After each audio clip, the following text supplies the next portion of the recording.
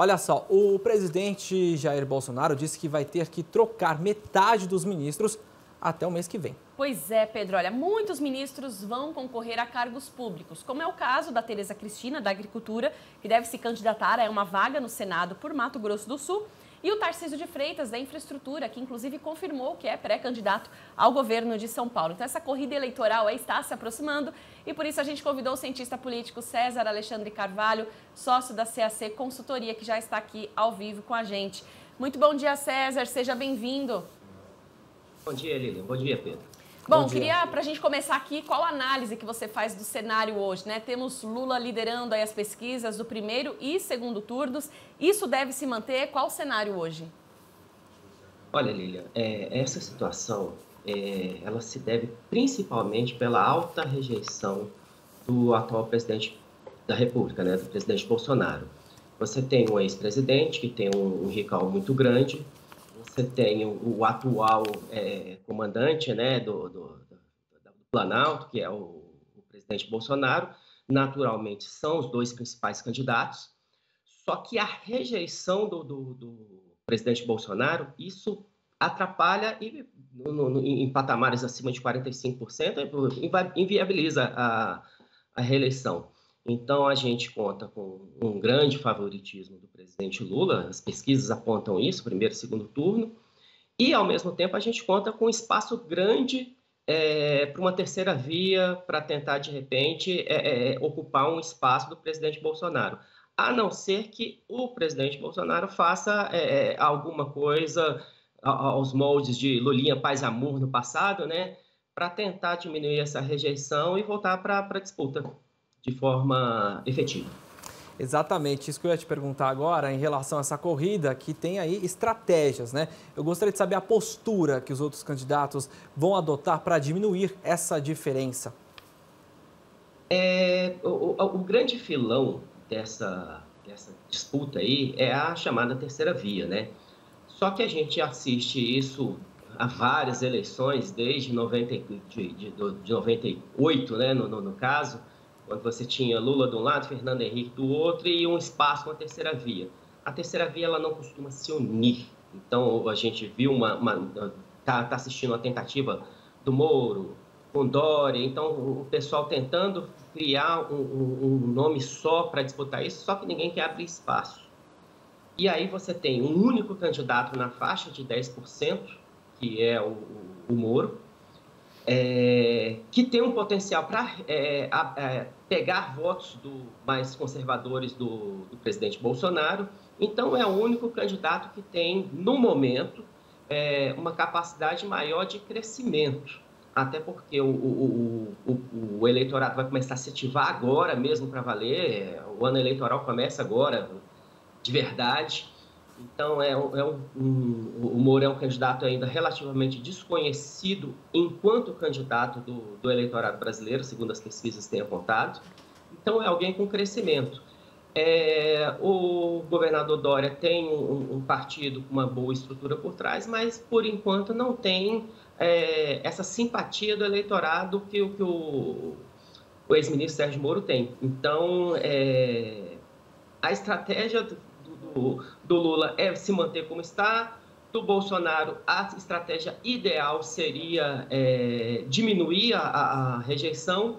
E a estratégia do Moro é tentar pegar esses votos descontentes do bolsonarismo, né, do antilulismo, e tentar angariar esses votos aí para poder crescer e, de repente, chegar no segundo turno, no lugar do Bolsonaro. Certo, e por que, né, falando um pouco de alianças, o Lula vem insistindo bastante aí nessa aliança com o Geraldo Alckmin, né? Você acha que vai sair de fato? E quais os impactos disso para o eleitorado dos dois, né, que sempre foram oposição? Então, de certa forma, o Lula quer tentar diminuir aí a rejeição, tendo parte do eleitorado do Alckmin? Na verdade, esse eleitorado do Alckmin não é bem um eleitorado do Alckmin. Esse é um erro de cálculo. Era um eleitorado tucano.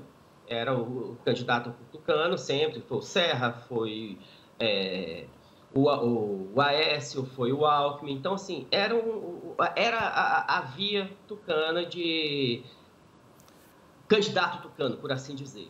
Então, a partir do momento que ele deixa o PSDB, toda essa estrutura, todo esse nome, então deixa para trás essa história de ser o candidato tucano.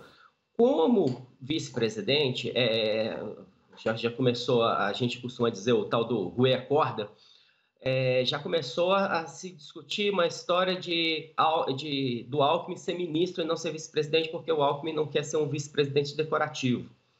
Em termos eleitorais, é uma tentativa de conquistar o eleitorado de São Paulo, que é um eleitorado volumoso, um eleitorado importante, mas, de certa forma, o próprio Lula já tem um eleitorado garantido no estado de São Paulo, e essa transição do Alckmin para outro partido, deixando o PSDB, deixa espaço para o PSDB ainda manter o eleitorado dele, que no final das contas passa a ser do Dória. Então, é um eleitorado cativo tucano, que não deve acompanhar de forma expressiva o Alckmin para onde ele foi, ainda mais como um candidato a vice-presidente, ou então um pré-candidato a ministro de um candidato à presidência da República. É uma aposta muito fraca, vazia, eu acho. Acho que é uma coisa, é uma aliança, mas é uma aliança que não traz grandes benefícios nem para uma parte nem para outra. Certo, é mais uma questão até mesmo publicitária, diga-se de passagem, né? Mostrando mais uma questão em relação aí um partido de alianças, digamos assim, uma política aí de alianças, é um tom eleitoral que a gente está vendo na corrida eleitoral, sempre é assim, a gente acaba vendo esses discursos. Agora, vamos falar de impactos, né, em relação aos reflexos dessa corrida eleitoral, que isso gera um cenário de incertezas na política, na economia. Como é que você avalia a questão um dólar, inflação e principalmente como é que fica a imagem do Brasil lá fora, tendo dois presidentes aí, o presidente Jair Bolsonaro e o ex-presidente Lula, nessa disputa, que é uma disputa, diga-se de passagem, bem polarizada e que deve aí trazer reflexos durante a corrida e pós-corrida?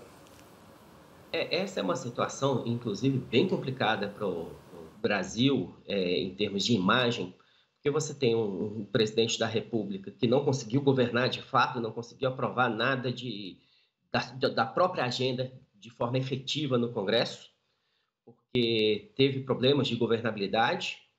No final do apagar das luzes, ele resolve se aliar ao Centrão, mas ainda assim não conseguiu tocar toda a agenda que o ministro Guedes queria tocar.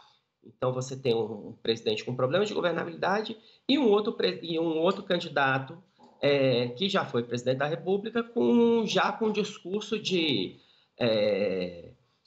intervenção na Petrobras, intervenção de preços, aumento de gastos públicos. Então, tudo isso reflete negativamente lá fora. Reflete também negativamente até aqui dentro, porque isso diminui um pouco a confiança no investidor, a entrada de recursos. Então, assim, no momento, não é um cenário muito agradável, economicamente falando, para o Brasil. Politicamente falando, isso aí sempre vai depender de como vai se desenrolar a eleição, porque você tem a eleição para a presidência da República e você também tem a eleição para o Congresso. Então, se você tem um presidente que é eleito e consegue conquistar uma maioria no Congresso, governabilidade ele garante. Então, politicamente falando, uma coisa depende necessariamente da outra. A política não se faz sozinho, né? Você precisa dessas alianças. Não se faz sozinho. Exato, foi o que o Bolsonaro tentou fazer política sozinho e não conseguiu ter a governabilidade necessária no início do governo. Não se faz sozinho. Precisa do Congresso. Exatamente. Aquele corredor no Congresso significa muita coisa. Está tudo ligado, não tem jeito. Muito obrigado pela sua participação aqui no nosso Agromanhã, né? Infelizmente, com essa questão em relação à retomada econômica, nós precisávamos de investimento, mas o cenário não está dos melhores em função dessa corrida eleitoral. Sabemos que tem muita questão relacionada às especulações, o mercado também vive de especulações, mas a gente vai aguardar, então, o andar da carruagem aqui em relação ao nosso processo eleitoral no Brasil. E você está sempre convidado a participar aqui do Agromanhã para trazer análises em relação a este cenário político-econômico do nosso país. Muito obrigado, tenha um excelente dia. Obrigada, César. Para você também, para vocês também.